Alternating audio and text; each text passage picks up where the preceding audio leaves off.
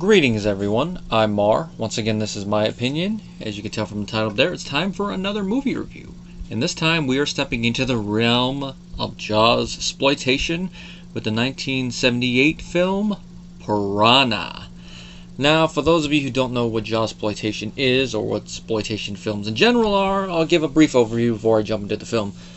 When it comes to film, exploitation is a film made to cash in on something else. Either it is ripping off another film blatantly, or it is catering to a specific audience in a way, going with genre films. Blaxploitation would probably be the best example there. And of course, the poster boy for that has a name that everybody knows, even if they've never seen the film. Can't quite remember what his name is, though. Oh yeah, now I remember. Shaft! And of course, other genre films of that would be like Blackula, Blackenstein, and among other stuff. There's a bunch of them there. Now, Jawsploitation, as the name suggests, are a series of films made to cash in on the success of Spielberg's film Jaws. You could put all the major shark films in there, more so the ones that were made in the late 70s to the mid 80s. The most blatant, of course, being Great White, a exploitation film so obvious in what it was doing that Universal actually did submit paperwork, and the film, since its original release, has not been shown in a legitimate fashion in the United States since. Overseas, from what I understand, it does have releases. Here you have to look for other methods. Don't let them know. Now, Piranha, it is Jaws exploitation in that it takes the same basic formula and applies it to a different type of creature. Other ones could be like Orca, I guess you say Grizzly falls in there. But Piranha takes it a step forward in that it's not only an exploitation film, it is a spoof. Because you watch this, and part of it is its low-budget nature, because it's less than $1 million. The two figures I have for the budget are $600,000 at the minimum and $770,000 at the highest. Which, for the fact that this is a Roger Corman-produced film, is quite a sizable budget for a film of this scale.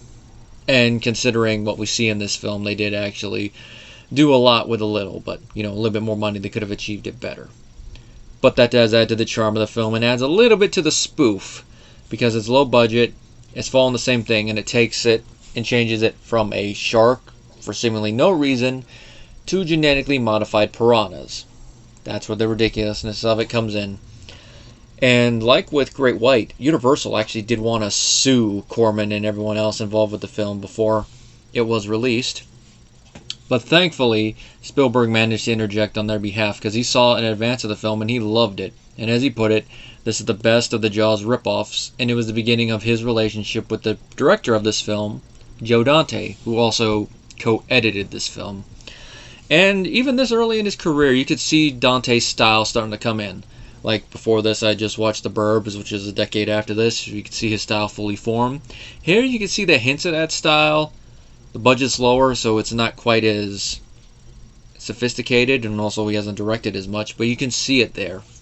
It's like when you compare other directors and you start to see their style, but you watch a later film and an earlier film, you can see it. I can't really say the same thing with someone like Hitchcock yet, because I haven't watched a lot of his earlier films. I've mainly seen like his high point films. Something I gotta change pretty soon. And the screenplay was written by John Sayles, who also wrote another film that you can consider Jawsploitation, which I do love, and that is Alligator. And he also wrote The Howling for Dante. He wrote an early draft of E.T. back when it was still Night Skies, and he also wrote Clan of the Cave Bear. He also directed some films, but those are just like the big ones. And like I said, that Corman produced this one. And this is a comment I found that Dante said about Corman. It's not really a direct quote, but it involves the editing of them. How when the MPAA would send back their things, like we want that, and that removed, and then we'll give it the R. Corman would do it, take them out, tell the MPAA he took them out, and then before release reinsert them, because the MPAA never did any follow-up. I have a feeling that Corman's practice of this in the late 70s and the early 80s is probably why they weren't able to get away with it later. Or maybe just no one would allow them because, like, if the MPAA finds out this, we're screwed. Oh well, I mean, they could always do it and then be none the wiser. The MPAA doesn't have to know. I won't tell anyone. some of the studios later in the 80s had done this, we would not have the neutered versions of certain horror films. Alas, what could have been. Now, as I've mentioned already, the film does follow the same plot line, beat-wise, as Jaws, including beginning with the scene of a couple skinny dipping, but instead of the ocean is in a pond, and like in Jaws, they get killed. Whereas that one, it's more how the film is shot and then edited, and the actress setting up it. We actually see some gore this time, as the little buggers go and attack them. And it goes into a credit sequence. But whereas that one, it's on a beach, so the body can wash ashore and the cops look for it, it's instead of missing persons flyer, where we're introduced to one of our protagonists, played by Heather Menzies, and that's the character of Maggie. She is a private investigator. She loves to go around looking for people. Apparently the novelization expands on this, is that she hired one to find her boyfriend, loved the whole concept of it, and she decided to become one. As she manages to track him down slowly, she runs into the other character, who is Paul Grogan, played by Bradford Dillman, which they're the leads. And they have a pretty decent chemistry with one another. It's just loosey-goosey enough to whether you can interpret it as romantic or platonic, because it's not like there's a moment where they kiss or whatnot. But it's done enough to where you can interpret it as either by the end, especially when he's being nursed by her from his piranha bites. I don't know what I would consider it of. I probably need to watch the film another time or two to it, but it's one of those ones that you could go either way with it. Their meeting is not the happiest at first, because Grogan's like, I do not know where they are. And she eventually talks him into going. And you can tell right away there's something wrong with Grogan, and we find out he's an alcoholic. I mean, one of the cops that they deal with later even makes fun of him. He's like, are you drunk? And even the guy that runs the camp, his daughter's out, even talks about it. Are you drunk? So you can tell he has his own demons, but he loves his daughter, which is part of his motivation when they find out about the piranhas, because they do eventually find the area that the two went skinny dipping, find the clothes and all that, and inadvertently release the piranhas. So if you want to get down to it, all the events of this film are their fault, but they did not know. No signs anywhere, no gates, anything. And they find out from the guy who was the caretaker of the spot that the piranhas were created as part of a government experiment during the Vietnam War in order to try and destroy the Viet Cong by destroying the rivers and thus taking out food supplies and part of their livelihood. Ridiculous, I know, but that's part of the charm, and it goes with the whole tone and tenor of this film, that it's so ridiculous, but with how the film sells it, you're like, yeah, I could see the government doing that, and then it's like, well, the war ended and they had to get rid of the fish somehow. And here we are.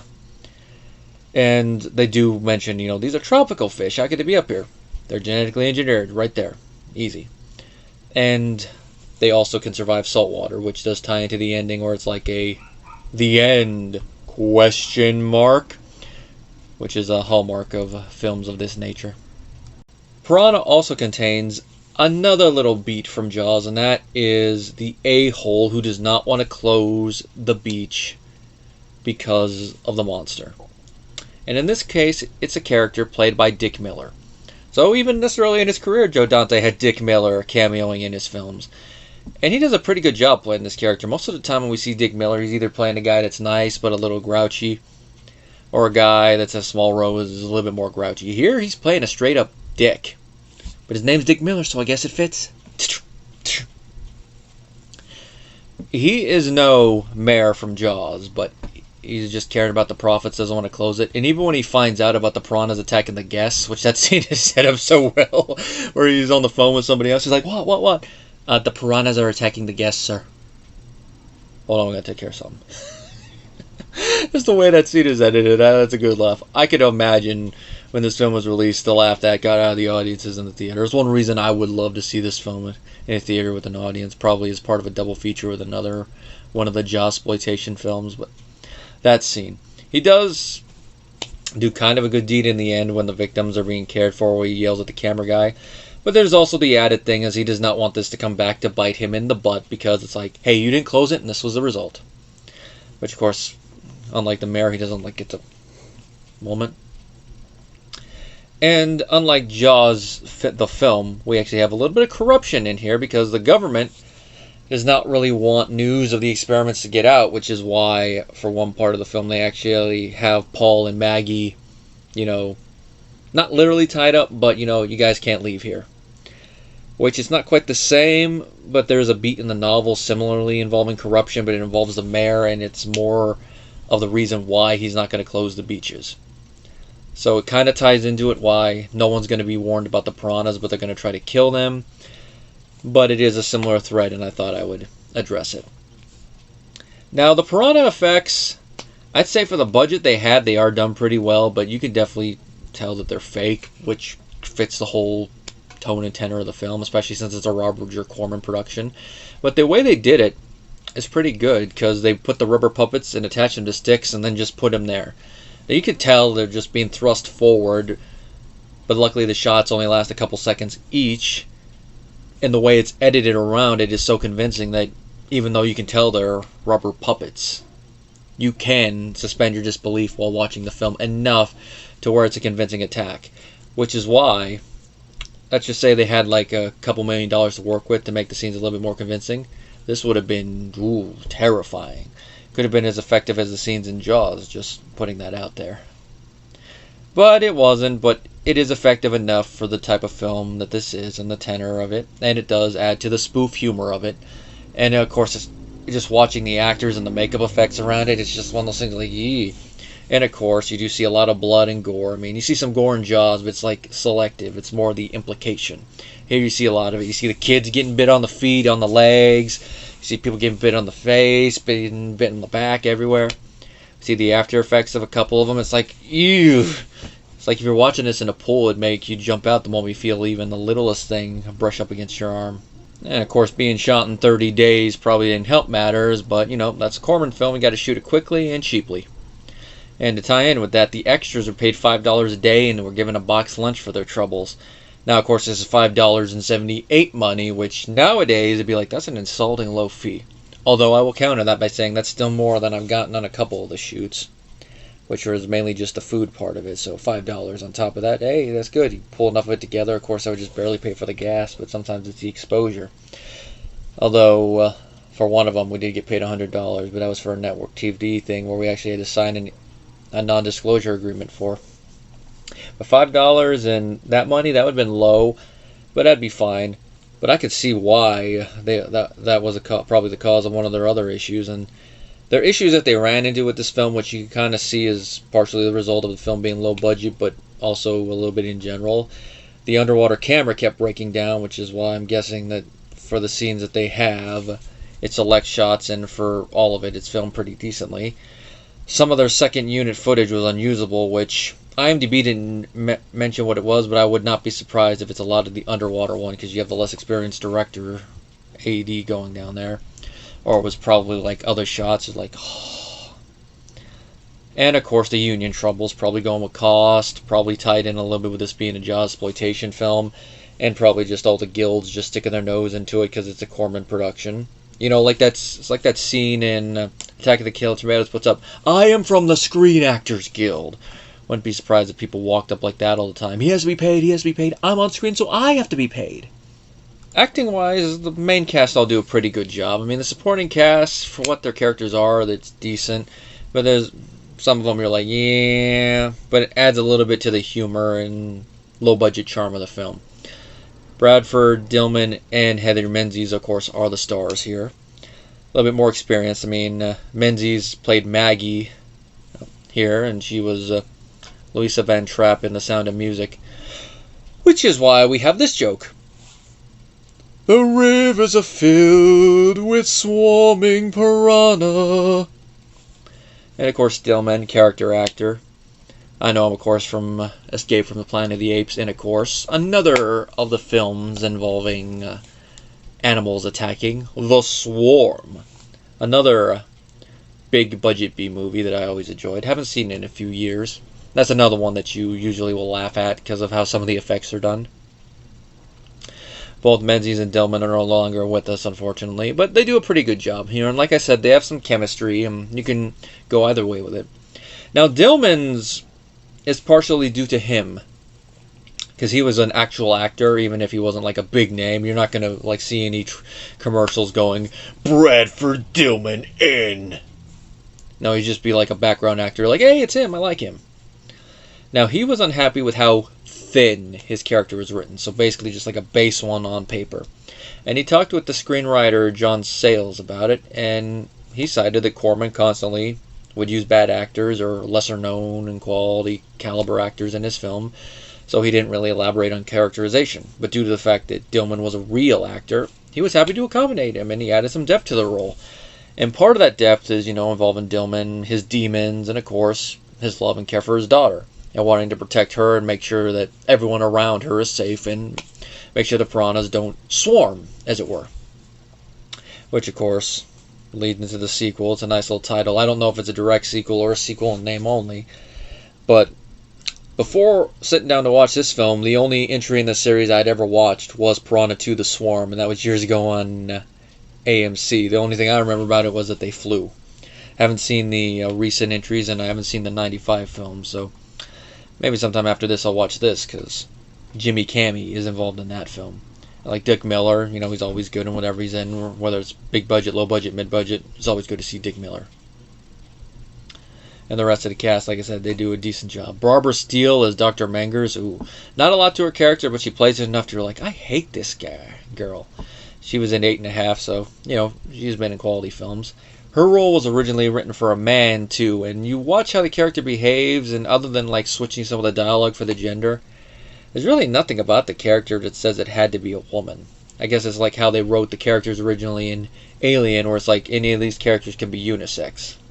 But they never pictured Ripley to be a woman, but it did help with the film. Even though it kind of plays into the final girl thing. Now here, how they have to defeat the piranha at the end, involving diving and all that, it's a little reminiscent.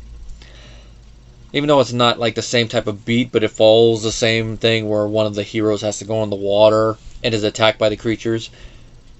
Whereas Hooper actually survives getting attacked in the movie, whereas he was killed in the novel. Here, our hero is only mauled a little bit before he's able to succeed in it. And of course it has that question mark ending involving the ocean, which I think is a nice little touch, because if you're going to mention that it can survive in salt water, you have to at least have a mention of the ocean at one point, and it ends on a cliffhanger ending. It's like, oh yeah, it could be. Now, I haven't seen The Swarm in years, so I don't know if that picks up from that plot thread, but if not, it's a lost opportunity. If I can find The Swarm, maybe that'll be the next one that pops up. Overall, The Piranha is a fun watch. If you haven't seen it, I recommend giving it a watch. If for no other reason, it's to see an early directing effort by Joe Dante. And, of course, have some fun Corman B-movie fun. And if you are a fan of Jaws, you'll probably have some fun time watching the spoof in action. It gets the Mar stamp of approval. Until next time, guys, if you enjoyed the video, be sure to like and subscribe down below. If you guys want to support the channel, the Patreon and PayPal links are down below.